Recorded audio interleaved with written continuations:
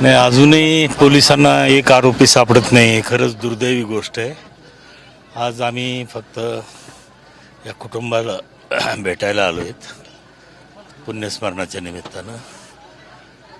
तर दादांच्याही कानावर या गोष्टी गेलेल्या आहेत. बघूया काय त्याच्यातून निष्पन्न होईल ते.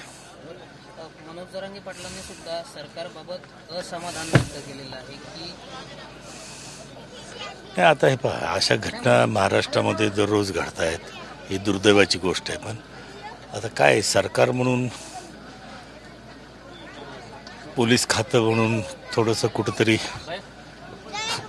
अधिक त्याच्या बाबतीत काळजी घेतली पाहिजे असं माझं मत आहे. पण जरांगे पाटलांनी असं सुद्धा म्हटलंय की अजितदादा जर अशा माणसांना सांभाळत असतील तर अजितदादा सुद्धा त्यामध्ये मिक्स आहेत असा आरोप त्यांनी केलेला आहे. तुम्ही या संदर्भात काय म्हणणार?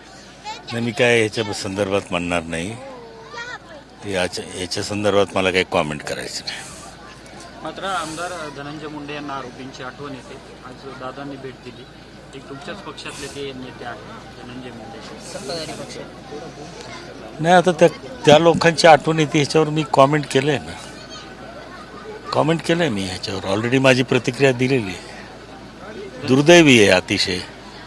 जर म्हणजे संतोष भैयाच्या ज्यांनी खून केला निगरून आज अटकेत आहेत, त्यांची आठवण काढून काय उपयोग आहे? संतोष देशमुखाची आठवण काढायला पाहिजे आज पुण्यस्मरणाच्या निमित्तानं. धनंजय मुंडे असं म्हणाले की परळीत लोकांना काही समस्या आल्या तर देवाच्या अगोदर मला माझा फोन येतो. मला फोन येतो. परळीतल्या लोकांना काही समस्या आल्या तर देवाच्या अगोदर मला फोन येतो.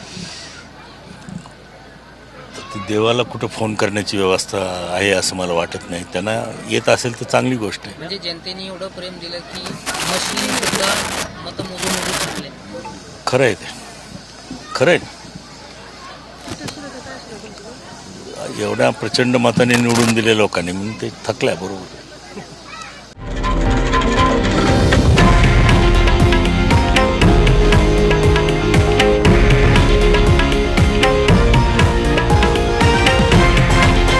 हे आहे देशातील नंबर 1 न्यूज नेटवर्क आणि आपण पाहत आहात TV9 मराठी, एकमेव.